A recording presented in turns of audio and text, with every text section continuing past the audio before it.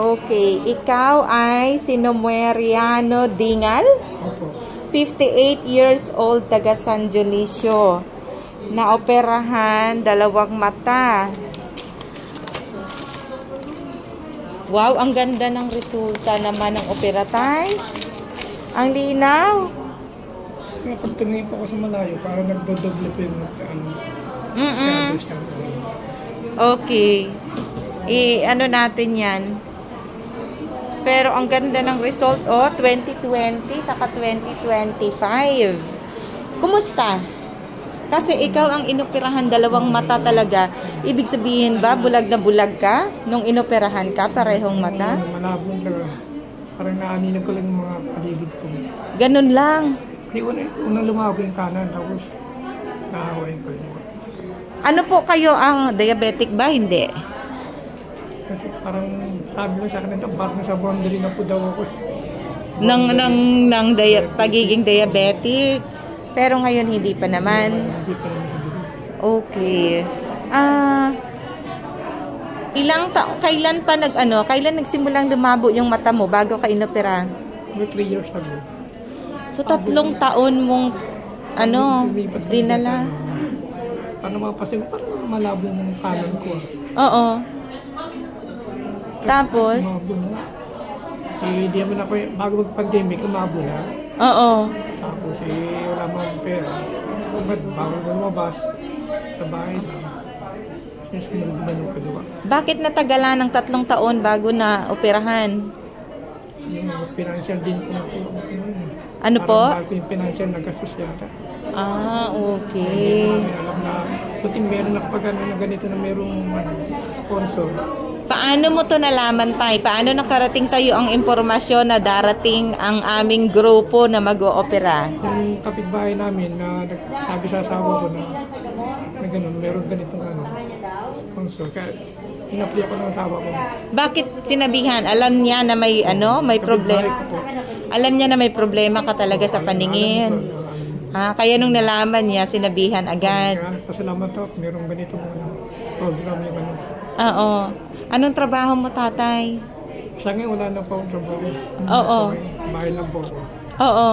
Sa bahay, anong ginagawa? Hugas ang plato. Yung usual na Oo.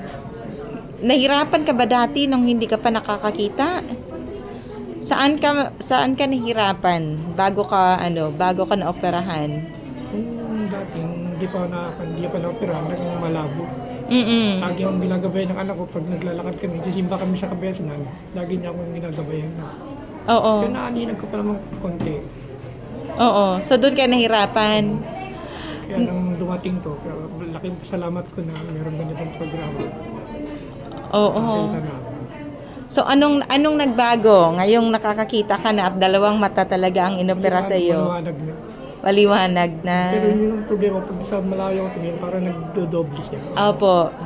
Okay. Sabi sa akin, after 1 month siya, pwede ka daw sa lamin. Oo. I-ano mo yan, ipa-optical mo baka sakaling makatulong. Oo. Sa opisina, taon-taon ako nagpapagawa sa lamin. Talaga? 28 years ako sa kumpanya eh. Ilang years po? 28, yung bago ko na nagtanggalan. Anong kumpanya ito? Centero din, yung Postizo. Oo. Diyan sa San Dionisio, diyan ako. Yun pala ang trabaho mo dati. Ako na yung sa Pugon, kasi siguro usok din. Siguro baka yun din. Kasi sa akin, trigger din. Pag yung wax na natutunaw na, pag namusok sa loob na tutuan. Nung binuksan tatay yung mata mo pagkatapos kang operahan, anong napansin mo? Liwanag na. Hindi lang natuwa po ako masyado. Pero salamat nakakita na ako. Nanibago ka ba? Oo. Kita ko lahat sa paligid. Oo. So ngayon, kumusta yung mga trabahong bahay? Ayos naman, nakikita ko na lahat. Oo. Nagawa ko na lahat ng trabahong bahay. Pwede na mamalikin mag-isa. Hindi ka na ginagabayan ng anak? Yun ang kagandahan pag nagpa-opera ka talaga. Kaya naman lagi ang kagabayan, di ba? Nakakaya naman sa anak. Kaya okay na rin. Okay. Sige. Masaya ka naman. Pag-alagala. Lagi ako sa Quiapo dati. Oo. Nami-miss ko na yung bike. Quiapo, SM Sukat. Lagi ako dyan pag Oo. nagtatrabaho. Diyan ako napunta. Ngayon ako, gala na ako. Sige. Salamat sa programa.